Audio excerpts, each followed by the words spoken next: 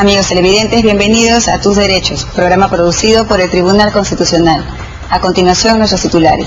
Tribunal Constitucional dona automóviles al Ministerio Público para apoyar lucha anticorrupción. Trabajadores despedidos que hayan cobrado beneficios pueden optar por la vía constitucional si el despido fue irregular. Así lo explica el magistrado Fernando Calle. Los doctores Alberto Chepiú y Jesús Silva explican alcances de recientes sentencias del Tribunal Constitucional. Francisco Morales entrevista a experto polaco sobre la justicia constitucional en Europa del Este. Así empieza Tus Derechos. A continuación, el informe preparado por Mariela Franco, referido a la donación de autos que hizo el Tribunal Constitucional al Ministerio Público. Con el propósito de apoyar los programas que impulsa el Ministerio Público, el Tribunal Constitucional entregó en calidad de donación 4 vehículos. Este acto se enmarca en el convenio de colaboración institucional firmado entre ambas instituciones el pasado 7 de julio. La ceremonia de entrega se cumplió en la sede del TC y contó con la presencia del doctor Carlos Mesía, presidente de este alto tribunal, de la doctora Gladys Echaíz Ramos, fiscal de la Nación, así como de los magistrados del tribunal y los fiscales supremos del Ministerio Público. La fiscal de la Nación, al destacar la donación de vehículos, agradeció el gesto de colaboración y apoyo del Tribunal Constitucional a los diversos programas que impulsa el Ministerio Público. Agradecidos con el Tribunal Constitucional porque esta donación, aparte de ayudar al Ministerio Público en apoyo logístico para el cumplimiento de la función, significa que las instituciones comenzamos a interactuar y todos hemos comprendido, o por lo menos entre el Tribunal y el Ministerio Público se ha comprendido, que la interactuación entre todos los que desempeñamos funciones para el Estado es la única forma de poder avanzar en el trabajo. Y si unas podemos ayudarnos con las otras para poder fortalecer o suplir cualquier necesidad, eso es bienvenido y solo así podremos avanzar y caminar. Creo que cuando alguien tiene algo que puede ser de utilidad para los demás y lo da, está demostrando entendimiento, comprensión y además haciendo posible que el Estado como un todo pueda cumplir pueda no solamente cumplir con los usuarios, sino irse fortaleciendo cada vez más. Es el anhelo de todos los ciudadanos y es función de todos los que desempeñamos un cargo dentro del mismo. Así es que nosotros muy agradecidos, muy satisfechos, y creo que empezamos una nueva era en el trabajo de las instituciones del Estado. Finalmente, el presidente del Tribunal Constitucional señaló que la donación de vehículos es una pequeña muestra de la voluntad del TC para colaborar con las instituciones del Estado.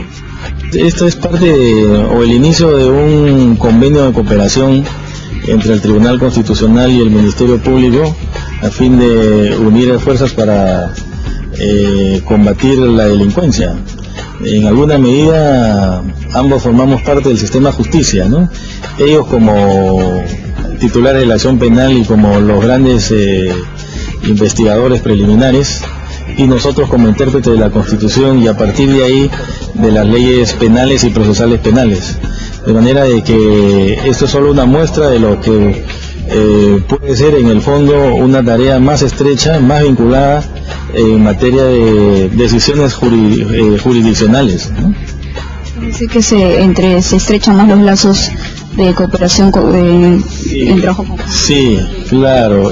No solo esto es una cooperación administrativa, pero queremos también, a propósito de la paulatina incorporación del Código Procesal Penal en nuestro sistema, que significa todo un reto y una modernidad, que las interpretaciones a posteriori que pueda hacer el Tribunal Constitucional sean también en alguna medida el fruto de una coordinación con el Ministerio Público y con los jueces también del Poder Judicial, que son al final quienes por su aplicación directa, por su trabajo del día a día, son los que pueden decirnos dónde están las insuficiencias y los vacíos de la legislación procesal, a fin de que el Tribunal, como intérprete supremo de la Constitución, vaya llenando esos vacíos, pero desde una perspectiva de mejorar una justicia pronta, ¿no? El magistrado Fernando Calle Jayén explica los alcances del nuevo precedente vinculante referido a que los trabajadores despedidos pueden cobrar sus beneficios y accionar en la vía constitucional para pedir su reposición.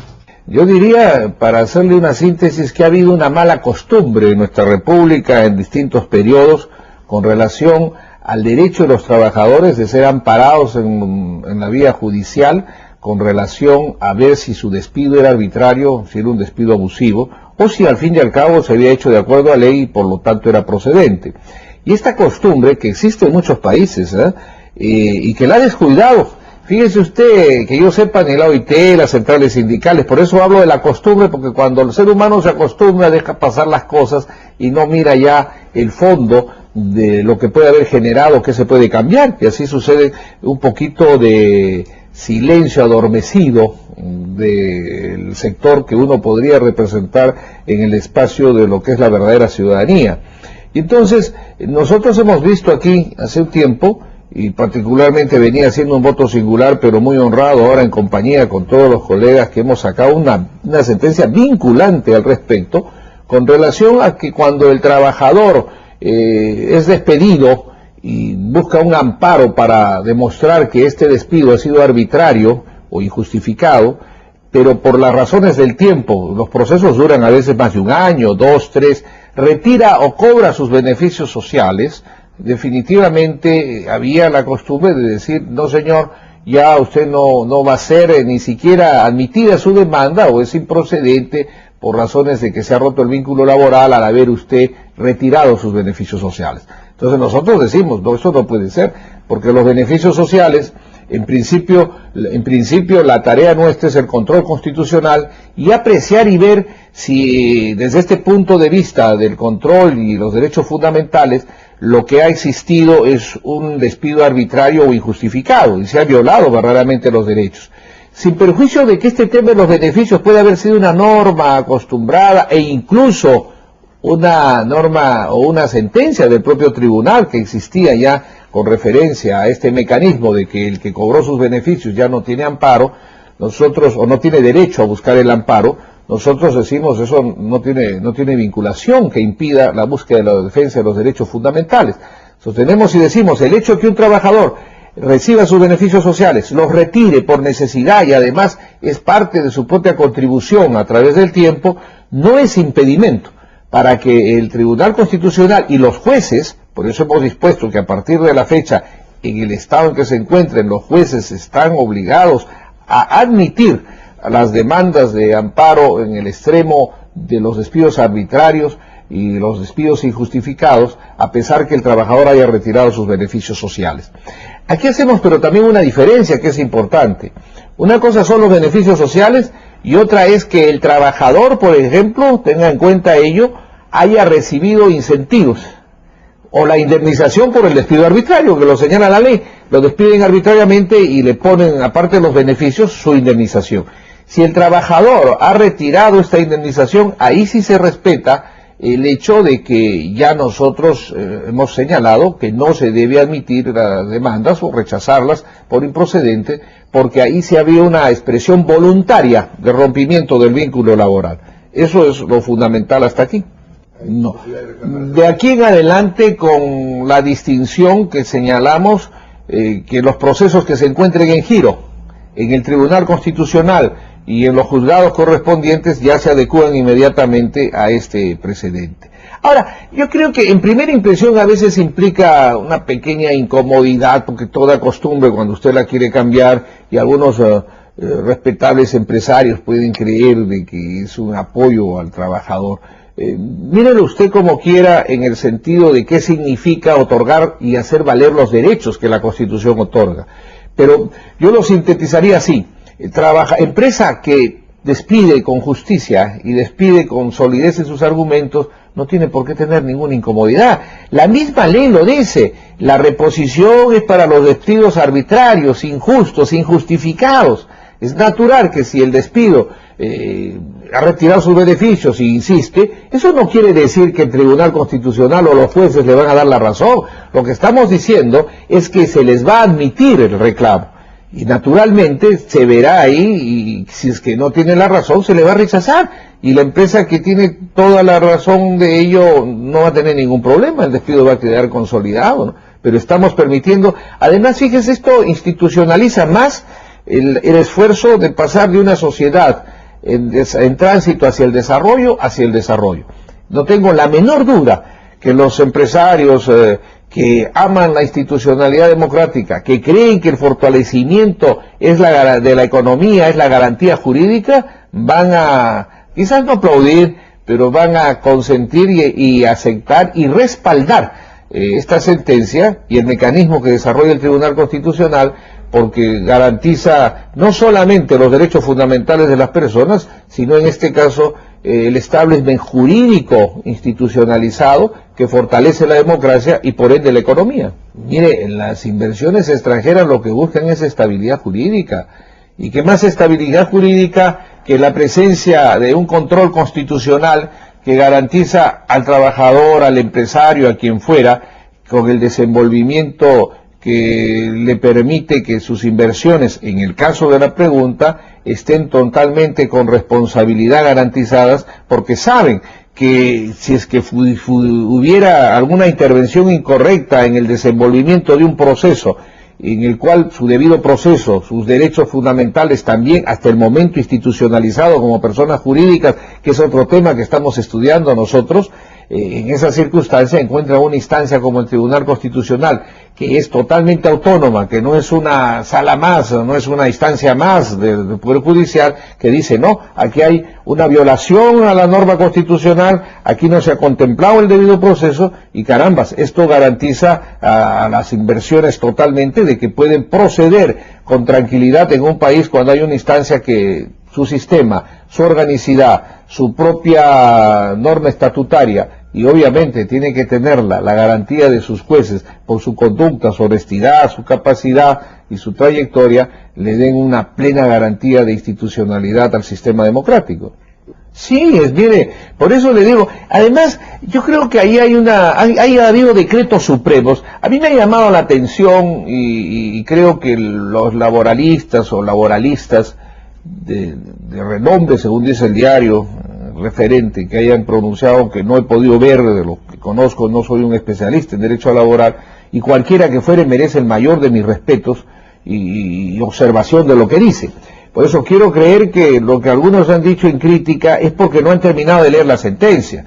Yo noto que cuando la CONFIED o alguien se pronuncia a través de sus más altas personalidades, que gozan de nuestro respeto, nuestro aprecio, en algunos casos incluso amistad, en algunos casos, me da la sensación que sus asesores o ellos mismos no han leído completa la sentencia.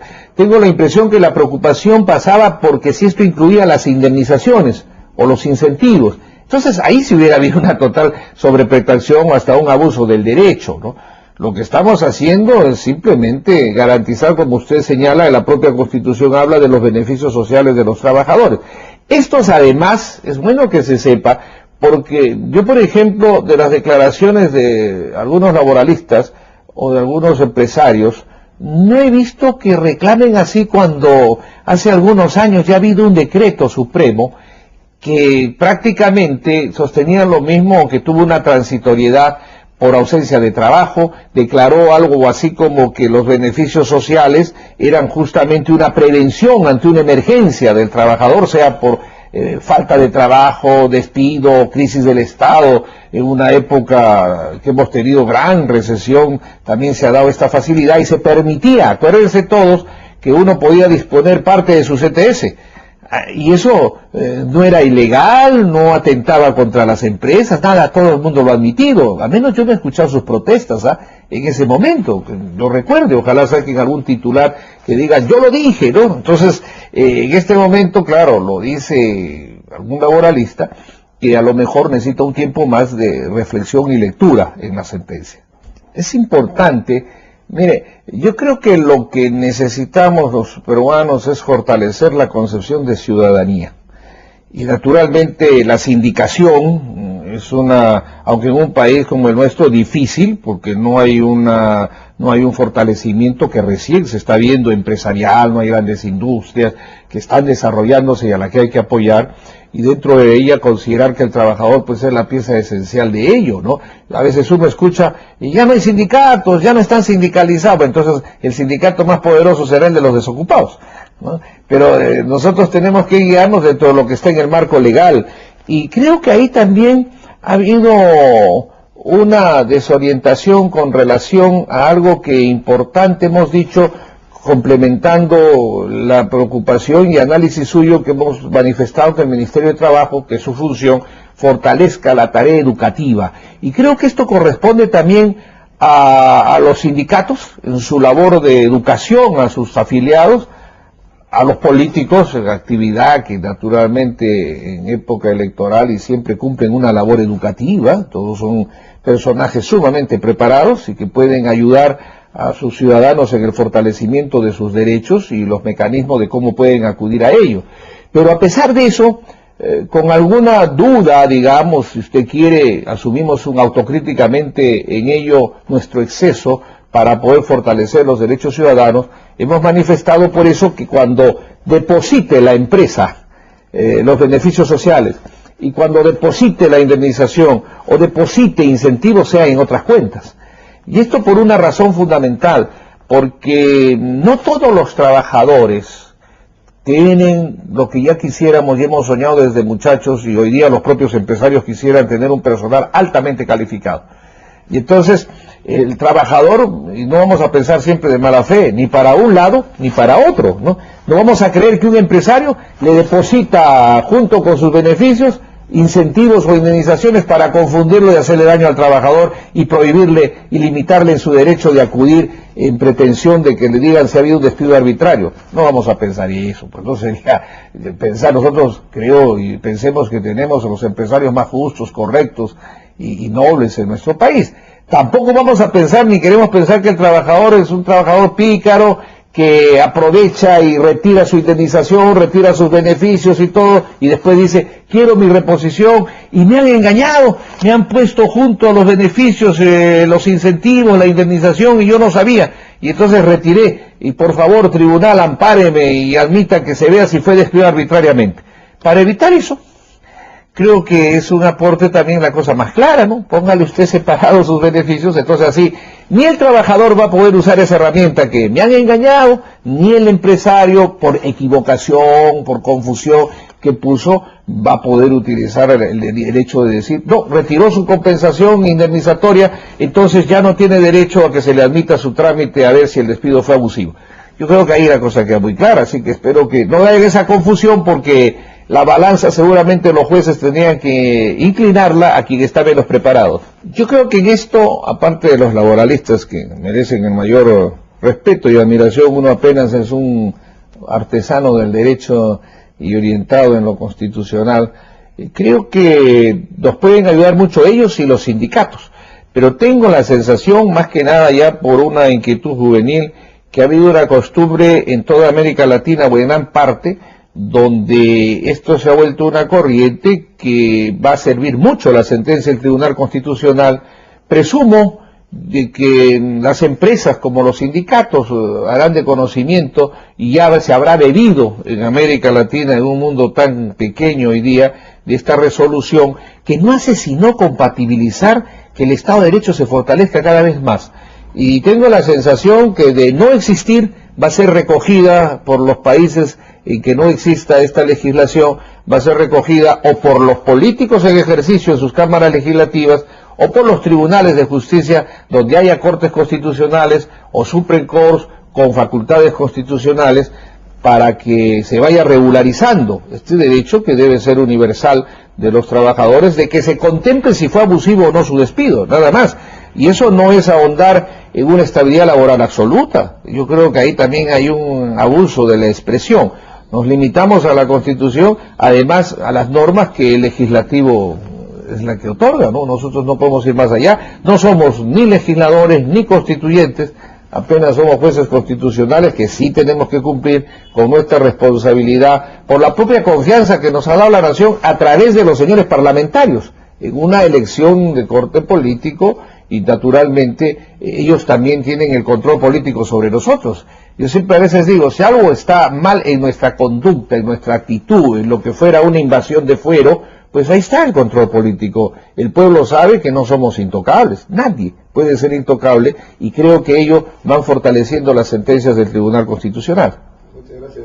Gracias a ustedes y los mayores éxitos, y que en 2 minutos aprovecho de decirles que en los últimos meses no solamente hemos hecho un esfuerzo siguiendo una tradición de fortalecimiento del sistema en este tema laboral, que estamos estudiando algunos mecanismos también para ver la carga procesal del tribunal, 8.000, 9.000, 12.000 expedientes, de repente con esto vendrán más, debemos tener menos expedientes, eso tiene que estudiarse junto con el legislativo, sino que también dejar en claro que el Tribunal Constitucional del Perú, y que lo sepa América Morena, hemos dado demostración con sentencias de una lucha frontal contra la corrupción, contra el narcotráfico, que es un flagelo mundial y que falta, diríamos, pasos muy pequeños, pero ya en la interpretación constituye una lesa humanidad y que en realidad le hemos dado todo el marco legal, todo el marco posible, para que si bien pudiera existir confusión en jueces, lo que fuera, involuntariamente, tienen la oportunidad los procuradores, los fiscales, a través de ellos, de los primeros, de pretender mediante agravios que algunos defectos que pudieran haber beneficiado involuntariamente a que se pretende excluir la persecución de un crimen de tanta magnitud, no suceda y se encamine para que todos tengamos derecho, uno, a ser condenados si es el caso, o a ser absueltos, pero que llegue a su final estos procesos. Seguidamente tenemos nuestra secuencia, el tribunal explica sus sentencias. Primero tenemos al doctor Alberto Chepiu, quien explicará una sentencia sobre la vulneración del plazo razonable. Nos corresponde desarrollar la sentencia expedida por el Tribunal Constitucional en la demanda interpuesta por el ciudadano Edwin Martínez Moreno. El ciudadano Edwin Martínez Moreno fue sometido a un proceso penal por la presunta comisión del delito de tráfico ilícito de drogas en su modalidad agravada. Y cuando su caso llegó a la Corte Suprema de Justicia, a la Sala Penal Permanente de la Corte Suprema de Justicia de la República, su caso, o la sentencia dictada en la instancia pertinente, fue declarada nula. Y a consecuencia de ello se dispuso que este proceso sea llevado nuevamente a la etapa de informe oral. El ciudadano Martínez consideró que, dado que este proceso ya tenía una duración de aproximadamente 15 años, se estaría configurando una vulneración a su derecho a ser juzgado dentro de un plazo razonable. Esta sentencia y este pronunciamiento no fue de la satisfacción del ciudadano Martínez, a consecuencia de lo cual interpuso una demanda de habeas corpus. Este proceso de habeas corpus, cuando llegó a segunda instancia, fue resuelto en forma favorable a sus intereses y, en consecuencia, en aplicación del artículo 202, inciso 2 de la Constitución, este proceso debió haber culminado en esta instancia. No obstante ello, dado que se interpuso un recurso de agravio constitucional, este llegó a conocimiento del Tribunal Constitucional y el Tribunal Constitucional consideró que se encontraba de alguna manera habilitado para revisar el pronunciamiento del Poder Judicial. Ello en razón de que, si bien el artículo 202, inciso segundo, delimita cuáles son sus competencias vinculadas a los procesos de habeas corpus, el artículo 201 establece cuál es su rol primordial. Esto es ser el órgano de control de la Constitución. Y ser el órgano de control de la Constitución importa, según lo ha definido también el propio tribunal, velar por la vigencia efectiva de los derechos fundamentales, establecer o dictar mecanismos o pautas para que se respete el contenido de la Constitución y, por otro lado, verificar que los órganos constitucionales y poderes públicos ejerzan de manera adecuada sus competencias y atribuciones. En consecuencia, si bien el recurso de agravio constitucional es un recurso impugnatorio que permite que ciertos procesos lleguen a conocimiento del Tribunal Constitucional, el Tribunal considera que hay situaciones excepcionales en las que este recurso puede ser utilizado cuando se presenten situaciones tales como fraude a la Constitución, como una suerte de protección de derechos fundamentales que en la práctica encubre o trata de validar la vulneración de derechos fundamentales, o situaciones en las que se ha producido un abuso del derecho. A consecuencia de ello, el Tribunal Constitucional también toma en cuenta lo dispuesto en el artículo 8º de la Constitución, en el sentido que el Estado peruano asume la obligación de combatir el tráfico ilícito de drogas. Todo esto lo pone como una suerte de marco teórico antes de resolver el caso concreto. E ingresando a este tema, el Tribunal fija lo siguiente. Primero, en relación al proceso de habeas corpus, requisitos primordial y sine qua non para que un proceso de habeas corpus sea declarado fundado es que se advierta que ha habido una vulneración a la libertad individual o a algún derecho conexo. situación que en el caso concreto no se ha advertido en relación al ciudadano demandante. Segundo, que en la práctica se está señalando, cuando se declara fundada la demanda por parte de los órganos del Poder Judicial, pues que ha habido una vulneración al derecho a ser juzgado dentro de un plazo razonable. Sin embargo, no se advierte dónde está la vinculación con el derecho a la libertad individual. Y en tanto no se ha vulnerado la libertad individual, no es posible amparar una demanda de habeas corpus. En ese sentido, el Tribunal Constitucional entonces termina creando una suerte de recurso excepcional para conocer de ciertos casos cuando adviertan la vulneración de principios, derechos o valores materiales contenidos en la Constitución, de modo que ello habilita su intervención en los procesos constitucionales de la libertad, incluso en aquellos supuestos en los que aparentemente no sería competente para hacerlo, como se ha detallado cuando se revisó el contenido del artículo 202, inciso 2 de la Constitución. A continuación, el doctor Jesús Silva explicará la sentencia sobre el caso Salazar Monroe, referida al plazo indebido. En esta ocasión, analizaremos los alcances de la sentencia del caso Julio Salazar Monroe. En esta sentencia, el tribunal analiza la afectación de dos derechos fundamentales. Primero, analiza la afectación del derecho a ser juzgado por un juez imparcial, y en segundo término analiza la afectación del derecho a ser juzgado dentro de un plazo razonable. Con relación a la afectación del derecho a un juez imparcial, el tribunal concluye que las juezas que lo vienen procesando son juezas independientes e imparciales. Por lo tanto, se encuentra garantizado su derecho a ser procesado conforme a ley. Con relación a la afectación del derecho a ser procesado dentro de un plazo razonable, el tribunal concluye que la sala penal emplazada que lo viene procesando ha afectado este derecho por tres consideraciones. Una primera consideración es la referida a que el asunto no es complejo. No es complejo en la medida que los hechos por los cuales se le viene procesando fueron determinados durante el periodo de 1995 al 2001.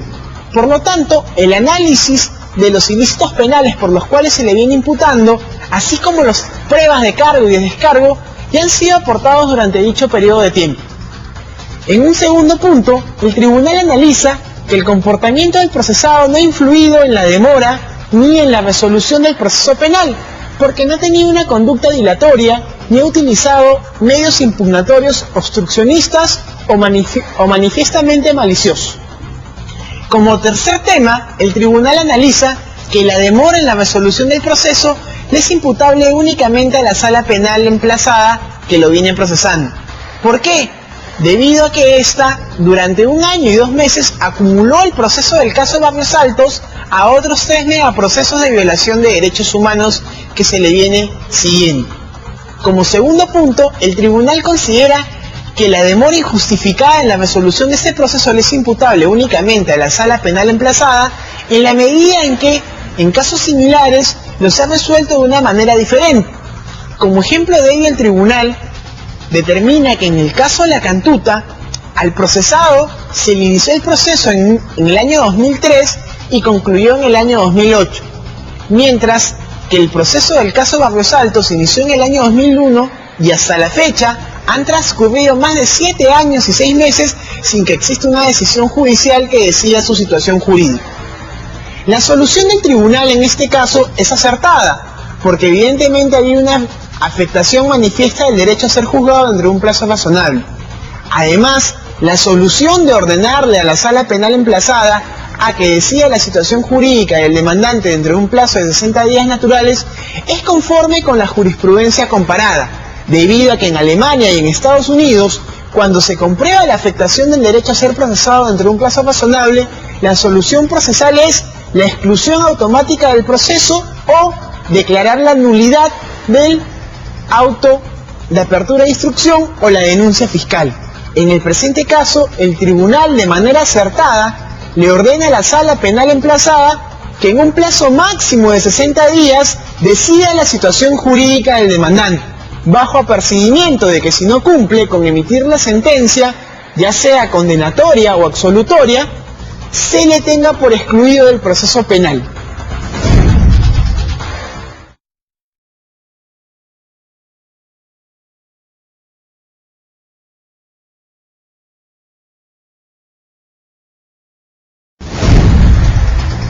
Seguimos con tus derechos. El doctor Francisco Morales Arabia, secretario general del Tribunal Constitucional, entrevista al doctor Christian Komplak, quienes abordarán el tema, la justicia constitucional en los países de Europa del Este. En esta oportunidad, el programa Tus Derechos tiene la presencia del profesor Christian Komplak. Él es profesor de Derecho Constitucional de la Universidad de Wrocław, de Polonia. Bienvenido, doctor Komplak. Muy agradecido por esa buena y magnífica introducción, específicamente por su buena pronunciación de mi ciudad, que es difícil para los extranjeros de decir cómo se llama mi ciudad cabecera de una gran provincia que se llama Baja Silesia, en Polonia. Esta ciudad creo que se conoce como la Venecia de Polonia. Esa ciudad tiene 120 puentes. Es increíble porque el río Oder, que es el segundo río más grande de Polonia, pasa por 5 canales que especialmente lo hicieron para que no se inunde la ciudad, porque es un río grande que entra en el mar Báltico después, pero es la mitad del camino prácticamente, porque después constituye la frontera entre Polonia, ese río Oder, con Alemania. Bueno, Polonia para nosotros en el Perú tiene un significado muy importante. Recordemos que el Papa Juan Pablo II era de su país y también fue muy conocido aquí Lech Walesa, expresidente que ha estado hace unos años acá. Ustedes ya tienen 20 años desde la caída del muro de Berlín de vivir en democracia. ¿Cómo evalúa usted estas 2 últimas décadas allá en Polonia? Debo decirle que es casi un consenso general entre la población que los 20 años que vivimos eran o son positivamente evaluados, porque no tuvimos muchos problemas y cuando tuvimos problemas podíamos resolver todos los problemas dentro en el marco de la democracia, de las normas que creamos, y no se dio ningún golpe, autogolpe o cualquier violación de la Constitución. Hubo pequeños enfrentamientos en los poderes, pero eso entra del juego democrático. Por ejemplo, unos ciertos roces entre el poder presidencial y el primer ministro cuando ellos estuvieron de otros partidos, o incluso entre, por ejemplo, algunos roces entre el Tribunal Constitucional y la Corte Suprema de Justicia, y en menor grado entre el Tribunal Superior Administrativo, porque nosotros tenemos en Polonia ahora 3 grandes jurisdicciones independientes cada uno, es decir, la jurisdicción ordinaria que encabeza la Corte Suprema de Justicia, la jurisdicción administrativa que encabeza la Suprema Corte Superior, la Corte Superior de Administrativa, y el Tribunal Constitucional.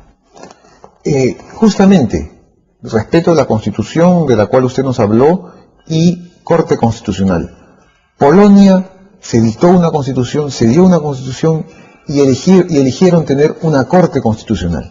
¿En qué contexto se dio esta decisión? Es curioso decirle, pero la Corte Constitucional, o como nosotros llamamos Tribunal Constitucional, nació bajo o durante la época comunista. Era, si se puede decir, un resultado positivo del momento muy negativo en nuestra historia, porque ustedes creen o no creen, pero la ley sobre la creación del Tribunal Constitucional en Polonia se aprobó bajo la vigencia de la ley marcial. En 1982 el Parlamento polaco aprobó una ley, una enmienda constitucional que creó el Tribunal Constitucional. Tuvimos que esperar 3 años más para que se aprobara una ley en 1985, y en 1986, en abril, ese tribunal pronunció su primera sentencia. Y esa resolución es también, en cierto modo, relacionada con mi ciudad, porque la promovió, como antes lo llamaban, el presidio del Consejo Popular de Provincia de Wrocław, de Baja Silesia exactamente, porque tuvo derecho a promover acciones de inconstitucionalidad de ese órgano en aquella época. Y entonces, y le ganó.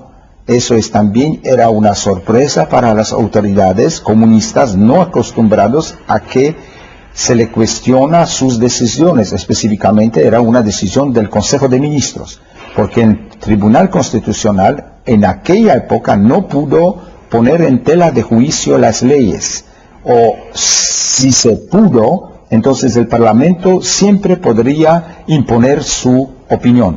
Y hay que decirle precisamente que era una bufetada hacia el presidente del Consejo de Ministros.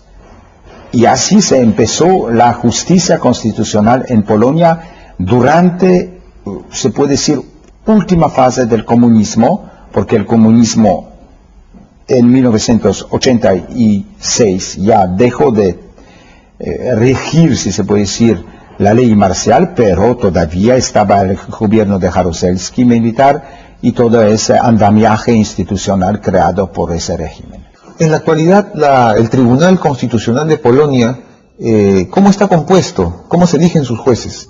Actualmente el Tribunal Constitucional tiene 15 magistrados y todos los magistrados son elegidos individualmente por un periodo de 9 años y pueden ser, como se dice en el texto constitucional, las personas que distinguen por su saber jurídico. Eso quiere prácticamente decir que no tiene que ser un jurista, se tiene que distinguirse por sus conocimientos, pero prácticamente, y en la mayoría de los casos, son los profesores de Derecho Constitucional, y ahora un poco menos profesores, también hay abogados y otra gente que resultó electa por el Parlamento, es decir, por la Cámara Baja del Parlamento, es decir, Cámara de Diputados. Como se... ¿Y qué competencias tiene? Tribunal Constitucional, debo decirle, tiene una competencia muy importante, la más importante, es decir, de investigar o examinar la conformidad del ordenamiento jurídico, de todo el ordenamiento jurídico prácticamente, con la Constitución. Eso es encuadrado en diversas formas, pero de todas maneras la más importante función es el juicio de constitucionalidad de los preceptos normativos de los órganos centrales del poder y también de los acuerdos internacionales o convenios internacionales, porque en nuestro sistema los convenios internacionales no se sobreponen por encima de la Constitución. Es decir, que la Constitución es máximo orden normativo en nuestro país.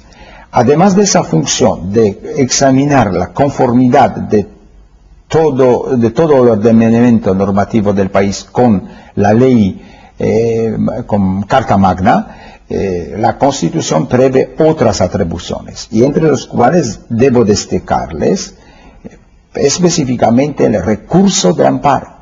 Era una novedad para nuestro sistema jurídico y se la introdujo prácticamente 12 años después de la entrada en vigor del Tribunal Constitucional, es decir, después de la aprobación de la Constitución de Polonia, que actualmente nos rige, de 1997.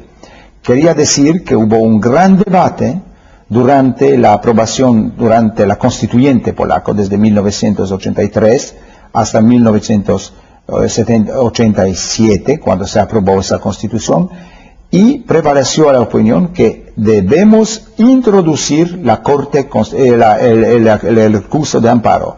ustedes saben, y especialmente con ese objetivo hicieron aumentar el número de jueces, porque antes hubo 12, y en previsión de mucho trabajo, de la carga que van a servir el tribunal, aumentaron de 3 los magistrados que entraron en la Tribunal Constitucional polaco.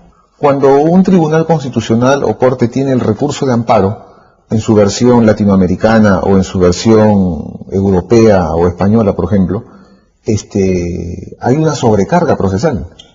¿Cómo está el tribunal polaco en relación a los casos que conoce? Precisamente una pregunta muy pertinente, y debo felicitarle por esa pregunta, porque prácticamente quisiera ya hablar sobre eso, que precisamente que la discusión que hubo en el Parlamento tuvo siempre en la mente esa sobrecarga y esas dificultades que aparecieron en los tribunales constitucionales de nuestro entorno relativos a recursos de amparo. Y por eso el Parlamento polaco, la constituyente de aquel entonces, elaboró, o si se puede decir, redactó una versión suave, muy suave, del recurso de amparo, en ese sentido que cuando se lee la Constitución uno puede casi no percibir esa institución. ¿En qué consiste esto? En contraposición, por ejemplo, con lo que yo conozco en América Latina, en Polonia por el recurso de amparo no se puede atacar el acto o omisión directamente, pero se puede atacar solamente la base normativa de ese acto que le dio inició con ese proceso constitucional. Es decir, un ciudadano solamente puede poner en tela de juicio un acto normativo que dio la base o constituyó la base de un acto normativo o de una decisión administrativa, pero definitiva. Es decir, no tiene que aguardar, por ejemplo, hasta que la Corte da una sentencia firme, hasta que una decisión de un órgano administrativo es inapelable, ya no se puede, ya no hay más recursos, y en este caso él puede interponer recurso de amparo. Y aquí se comienza la nueva historia, si se puede decir, para decir a ustedes cómo es un poco en nuestro recurso de amparo. Es un poco, y se podría decir, en previsión de esas dificultades, esa sobrecarga y de todo eso, lo hicieron un poco difícil, en el sentido que no es fácilmente accesible, porque tú tienes que recibir una decisión definitiva de un órgano. No puedes ir en cualquier momento al Tribunal Constitucional poniendo en tela de juicio específicamente los actos, las omisiones, pero tienes solamente decir que esas decisiones violan tus derechos constitucionales, no cualquier derecho. Y aquí viene otro obstáculo que reduce nuestro recurso de amparo, que está tan bien protegido, acautelado, para no crear esa sobrecarga que que muchos tribunales se quejaron o se quejan, precisamente porque solamente tú puedes cuestionar ese acto que cuando él violó los derechos constitucionales, como dice la Constitución, las libertades, derechos y deberes expresamente previstos en la Constitución. Si no hay previstos expresamente en la Constitución, no puedes presentar o interponer el recurso de amparo. Eso quiere decir que tú tienes que indicar, y aquí el quid del problema de todos los que presentan los recursos constitucionales, incluso, y hay que decirlo francamente, los abogados, que la mayoría de los recursos son mal preparados, porque los abogados en Polonia consideran recursos de amparo como una cuarta instancia.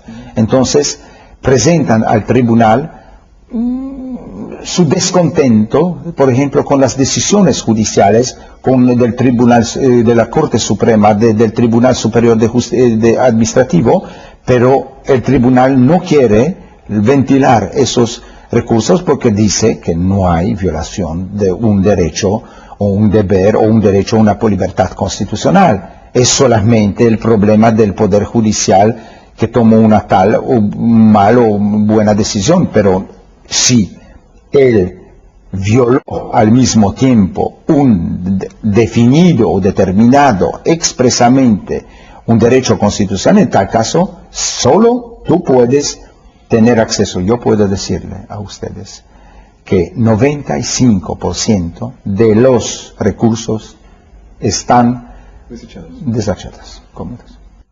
En el tema de los derechos, Polonia se adscribe también al Convenio Europeo de Derechos y Libertades Fundamentales, y este convenio instaura el Tribunal Europeo de Derechos Humanos. En el caso del Perú, por ejemplo, el Tribunal Constitucional peruano tiene una recepción amigable de la jurisprudencia de la Corte Interamericana. Es más, para nosotros es vinculante. En el caso del Tribunal Constitucional polaco, ¿cuál es la relación con el Tribunal Europeo de Derechos Humanos? Oficialmente se puede decir que no tenemos, nuestro tribunal no es un órgano supeditado a ese Tribunal Europeo de Estrasburgo de los Derechos Humanos, pero dentro de su jurisprudencia, dentro de sus resoluciones, él toma en cuenta la jurisprudencia, los casos resueltos por ese tribunal, pero sus casos resueltos por el tribunal no son vinculantes para nuestro tribunal. Si una persona se siente entonces ofendida o violada por algún precepto del convenio, puede recurrir allá.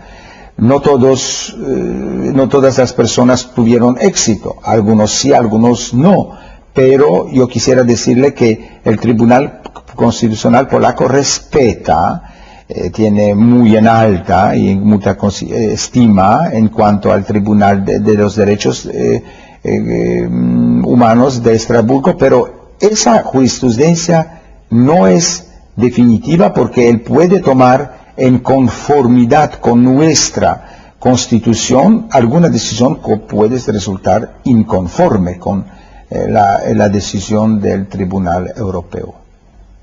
Hablar del Tribunal Europeo de Derechos Humanos nos obliga a hablar de Europa. Pero Europa no es solo la Europa de la Unión Europea, la Europa occidental.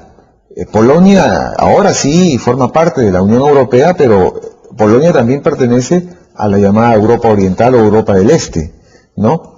Y en la Europa del Este también hay cortes constitucionales. Casi todos los estados tienen cortes constitucionales. Usted ha estudiado, ha investigado estos temas. ¿Cuál es la valoración de la justicia constitucional en los países de Europa del Este? Yo voy a decirle que en la mayoría, es decir, en todos ahora países del antiguo bloque socialista o comunista, existen tribunales o cortes constitucionales. Pero el problema es, y lo que yo quisiera decir, que no todos los tribunales tienen todo ese abanico de competencias, como el Tribunal Constitucional polaco, porque no terminamos de hablar, pero lo esencial porque yo podría decir así, para definir la Corte Constitucional, que al menos tiene dos competencias, ese estudio o investigación de la conformidad de los preceptos normativos con la Constitución y otro recurso de amparo. En la mitad, casi la mitad de los países del bloque socialista antiguo no existe recurso de amparo. Es decir, en todos esos países hasta ahora tienen cierto recelo respecto a esa institución que puede como crear muchos, no sé por qué motivos, pero tienen un cierto miedo. Se extiende cada vez más, pero no todos los países admiten esa posibilidad como los polacos hicieron, pero también con mucho atraso, como les decía, 12 años. recursos de amparo existen, por ejemplo, en la Federación Rusa, existe en Hungría, pero no existe, por ejemplo, en Rumanía, que siguió y sigue por el modelo de justicia constitucional francés. Es decir, como ustedes ven, en algunos se introdujeron después esa institución de recurso de amparo, pero como yo le digo y repito, existe un pequeña desconfianza entre esos países respecto al recurso de amparo por varias razones, por razones históricas, por el miedo de sobrecarga y probablemente por las autoridades que todavía en algunos de esos estados no están seguros de sus competencias y poderes, por ejemplo, en Ucrania. En Europa del Este, ¿qué cortes constitucionales destacan? En Europa yo podría decir francamente y honestamente que, porque mis colegas no me van a perdonar eso, pero yo no quisiera ser muy, como yo podría decir, nacionalista o patriota demasiado, pero hay una corte que se destaca mucho, es la corte húngara. Y esa efectivamente tiene algunas resoluciones que valen la pena para que ser bien vistas y seguidas por otras instituciones de ese tipo. Yo, por ejemplo, podría decir que su jurisprudencia específicamente en cuanto a la dignidad humana, por ejemplo, al derecho de vida, se destacó bastante ese tribunal constitucional húngaro, antes dirigido por en ese momento presidente de la República, László Solyom. Era un destacado jurista, educado en Alemania, si se puede decir, y esa corte tuvo mucha influencia alemana, pero no totalmente. Y ahora quisiera destacar que puede ser que una corte de Lituania, por ejemplo, es corte pequeña, pero bajo la presidencia del anterior presidente, que es una personalidad en ese país, educado en Estados Unidos, introdujo muchas novedades en su jurisprudencia. Y no sé si esa línea va a ser continuada ahora, pero su presencia, su paso por el tribunal hace 5 años atrás, él terminó creo que el año pasado su mandato, pero tuvo una